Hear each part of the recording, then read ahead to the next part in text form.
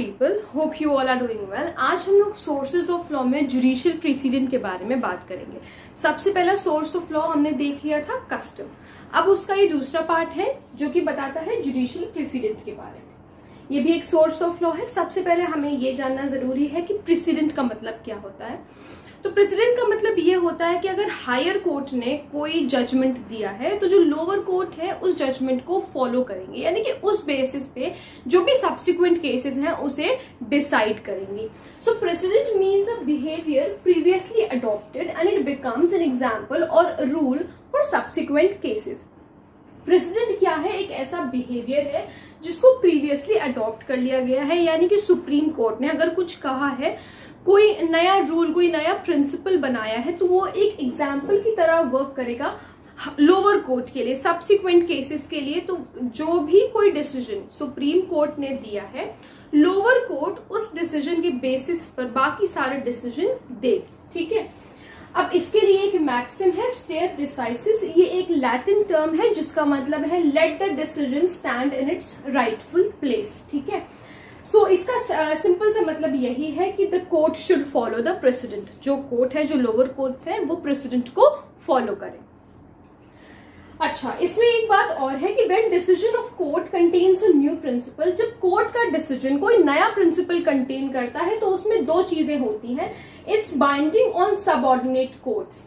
जो जैसे मान लो सुप्रीम कोर्ट ने कोई नया प्रिंसिपल वो किया तो वो बाइंडिंग होगा ऑन द सबऑर्डिनेट कोर्ट्स। कौन से सबऑर्डिनेट कोर्ट्स? हाई कोर्ट पर वो बाइंडिंग होगा, लोअर कोर्ट्स पर वो बाइंडिंग होगा, सुप्रीम कोर्ट के नीचे के जो कोर्ट्स है उस पर वो न्यू प्रिंसिपल बाइंडिंग होगा। पहला पॉइंट तो हमारा ये हो गया। दूसरा ये कि has persuasive effect on equivalent courts.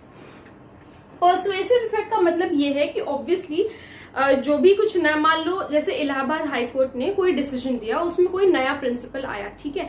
अब वो it's not necessary for Lucknow high court to कि वो बाइंडिंग ही हो उन पर। मतलब जरूरी नहीं है कि जैसा उन्होंने कहा है कि वो वैसा ही करें, but they will always respect the decision of Allahabad high court. that's not binding on them। ठीक है। जैसे मान लो इलाहाबाद हाई कोर्ट ने कोई नया प्रिंसिपल किया, ठीक है, उन्होंने कोई नया रूल बनाया कि भाई ऐसा ऐसा अब से होगा, तो वो जरूरी नहीं है कि लखनऊ हाई कोर्ट भी वैसा ही करे।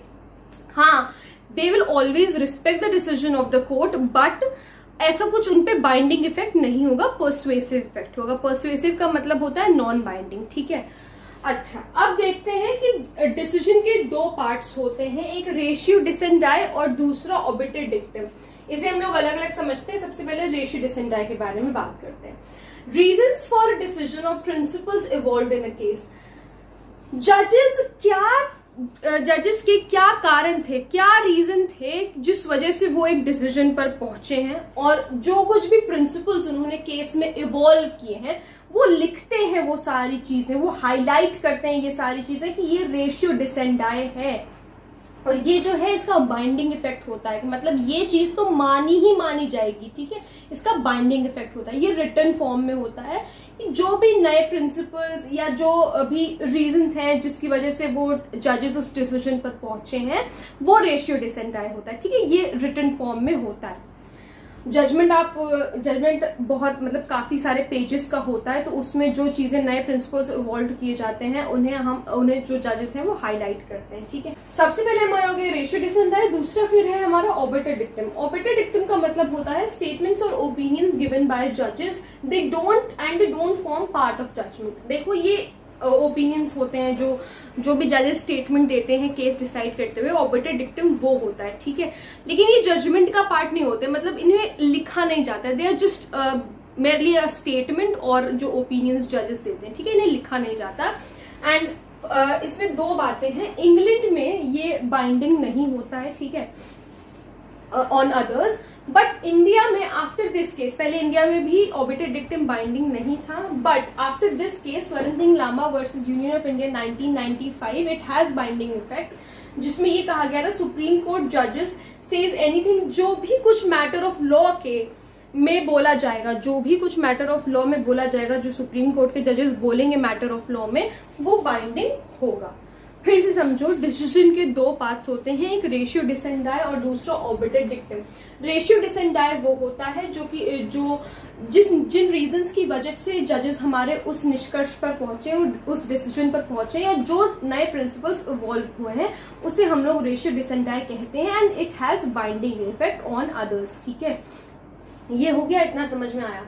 सबसे पहले डिसीजन का पार्ट ये होता है, दूसरा ऑर्बिटल डिक्टम होता है। कुछ जो हमारे जजेस स्टेटमेंट्स और ओपिनियंस देते हैं फॉर दैट पर्टिकुलर केस, उसे हम लोग ऑर्बिटल डिक्टम कहते हैं, but they don't form part of a judgment. ठीक है, this forms part of a judgment, but this doesn't form part of a judgment because it is not written, they are merely a statement और an opinion. Okay, England में binding नहीं है ये अभी भी, India में this is binding after this case Swaran Singh Lamba versus Union of India 1995।